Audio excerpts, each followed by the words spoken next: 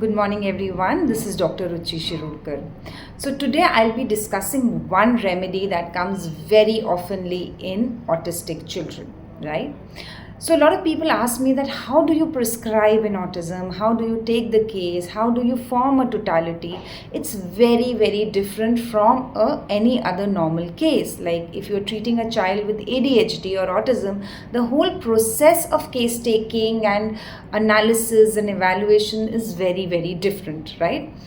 सो मैं आज जो रेमेडी आपको बताने वाली हूँ वो है विरेट्रम एल्बम। तो विरेट्रम एल्बम ये रेमेडी हम किन बच्चों में स्पेशली इन ऑटिज्म कब देंगे? So first thing is pregnancy history. So pregnancy में there will be a history of extreme leg pains during pregnancy, cramps in legs during pregnancy, coldness of feet during pregnancy. Doctor साहब पैर मेरे बहुत ठंडे पड़ जाते थे और पैर बहुत दुखते थे और मैं ना रात रात भर सो नहीं पाती थी जब मेरे को पैर दुखते थे. So this kind of history you can get in patients आप जब pregnancy history लेंगे. अभी ये सब चीज़ें ज़रूरी नहीं है, ऐसे भी केसेस हैं जहाँ ये हिस्ट्री नहीं मिली है फिर भी विरेट्रम देते हैं, right? So it's always depends upon analysis and evaluation कि आप किस सिम्टम को प्रायर देते हैं. पर जब हम कोई रेमेडी पढ़ते हैं तो अगर मुझे विरेट्रम ऑटिज्म में पढ़नी है तो मैं सब कुछ जो विरेट्रम चाइल्ड एक ऑटिज्म में देखूंगी, कैसे कैसे प्रेजेंट हो सकता है क्लिनिक में, ये मेरे को अच्छे से समझना ही चाहिए. So pregnancy history you will have lot of leg pains, cramps in legs, coldness of feet, sleeplessness during because of cramps in legs और leg pains during pregnancy. Second, mother could be very haughty during pregnancy.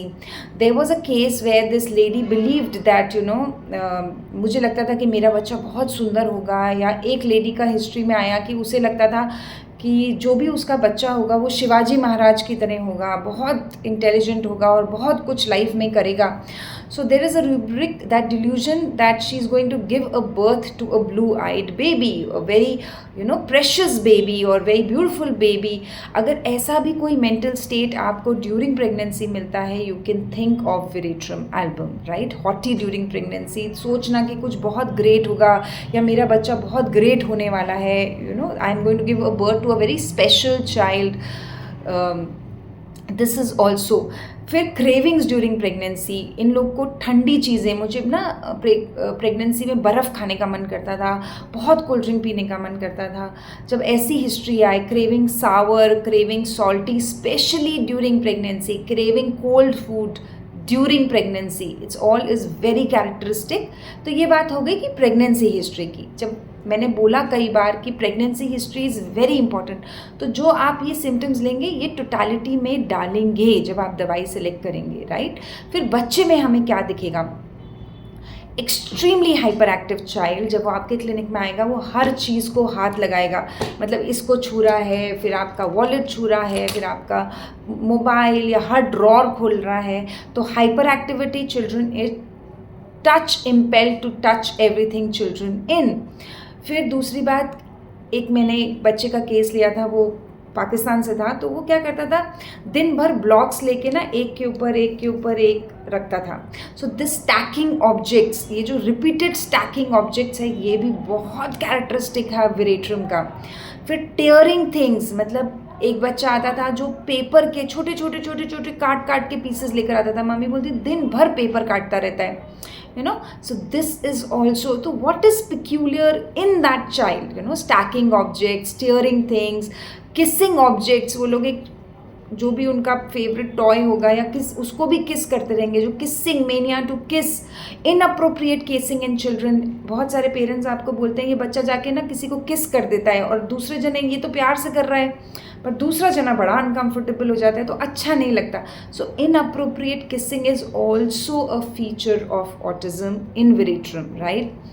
फिर जैसे मैंने बोला कि ये बच्चों को भी craving cold drinks, ice, pickles, fruits, ये स्ट्रॉन्ग क्रेविंग होगी. और मैंने कई केसेस सिर्फ इस इंडिकेशन से सॉल्व किए हैं जब पेरेंट्स बोलते हैं कि बच्चे को स्टूल है या डायरिया है और जब वो स्ट्रेन करता है तो उसको ठंडा पसीना आता है, उसका पसीना आ जाता है और आप जब छुओ तो पूरा चेहरा ठंडा पड़ जाता है या माथा ठंडा पड़ जाता है.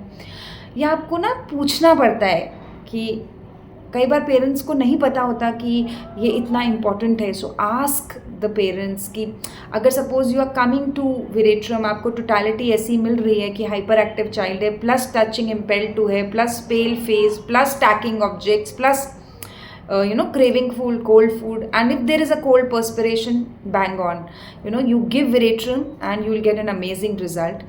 So autism के लिए दवाइयाँ पढ़ने का एक डिफरेंट तरीका है. आपको pregnancy history, craving aversions, sleep patterns and उन बच्चों में आपको पेक्युलरिटी क्या दिखेगी ये आपको देखना पड़ता है, which is slightly different from your normal study. I have been working very very hard for treating these children, and I can now say that I have got good results and I've got a knack. So I'm training students to treat autism, ADHD, behavioral disorders. We have already conducted 4 sessions. Our 5th and 6th session is in January.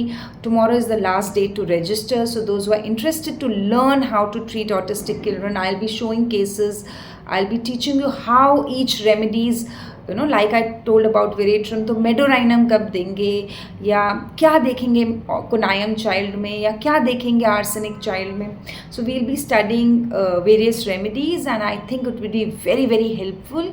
So do register for this session and study Veratrum album according to an autistic child. So I hope this helps you. Thank you very much.